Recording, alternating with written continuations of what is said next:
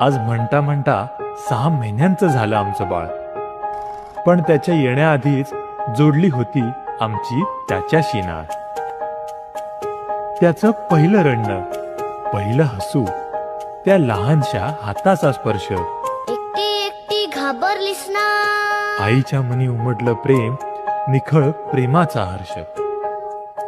तिचं रात्रभर जागणं, दिवसभर सांभाळणं, थकलेल्या डोळ्यांतही मायेचं तेच झळकणं. मोठी होतात मुलं, आई मोठी होत नाही.